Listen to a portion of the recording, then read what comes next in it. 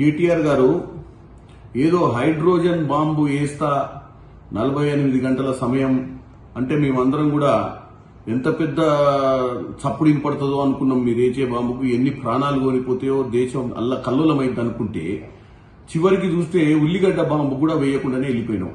ఈ రోజు నువ్వు పెట్టిన ప్రెస్ మీట్ కి అంశం ఏం కనపడ్డదంటే సారాంశము ప్రభుత్వానికి 10,000 కోట్లు వచ్చినాయి, ప్రభుత్వంలో చేస్తున్నటువంటి కార్యక్రమాలు సజావుగా జరిగి ప్రజలకు ఇచ్చిన వాగ్దానాలు నెరవేరుస్తారేమోనన్న ఆలోచన కనపడ్డది. కానీ ఏమాత్రం నీ దాంట్లో క్లారిటీ లేదు.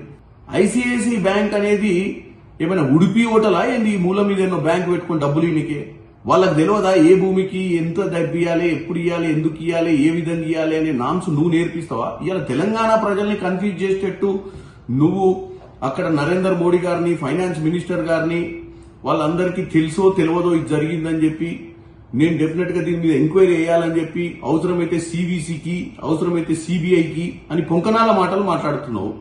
గతంలో నువ్వు అదే భూములు 10 ఏళ్ల నుంచి నీ హయాంలో కోర్టులో ఉన్నప్పుడు ఏం మాట్లాడి ఆ రోజే పోయి ఇవి అటవీ భూములా ఏదో నువ్వు తెలుసుకునేది ఉంటుంది. ఏ రోజు కూడా బిల్లీరావుతో చేరి ఆ భూములు మింగుదామని చూస్తే ఈ రోజు మింగలేకపోయినా అన్న బాధ నీలో కనపడుతుంది. ఈ రోజు ప్రెస్ మీట్ లో ఎవరో ఎంపీ ఉందని చెప్తావు, ఆ ఎంపీ పేరు చెప్పవు. ఆ ఎంపీ పేరు ఎందుకు చెప్పవు అంటే ఆ ఎంపీని తర్వాత ఇరికిచ్చి చెప్తా అంటావు. అంటే నువ్వు ఆ చెప్పాలనుకుంది ఏదో క్లారిటీగా చెప్పాలి. ఏదో కంపెనీ పేరు చెప్తావు, ఏదో ఎంపీ పేరు చెప్తావు. తెలంగాణ ప్రజలకు ఏమర్థమైంది? ఒక బ్యాంకులో నువ్వు చెప్పినావు ఇంటి లోన్లు పెట్టినా గిన్ని సంతకాలు పెడితేనే మీకు డబ్బులు వస్తాయంటే ఐసిఐసిఐ బ్యాంకు ఇప్పుడు నువ్వు అనేది ఏంది? తెలంగాణలో ప్రజలను నువ్వు ఐసిఐసిఐ బ్యాంకు 10,000 కోట్లు కాంగ్రెస్ ప్రభుత్వం నడుపుతున్నట్టు ప్రభుత్వానికి 10,000 కోట్లు వచ్చినాయి. నాకు కడుపు మండుతుంది.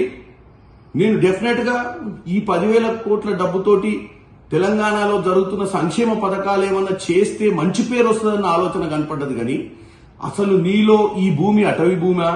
ఈ భూమిని గతంలో ఒక ప్రైవేట్ కంపెనీకి ఇచ్చిన విషయం నీకు తెలిసిందే.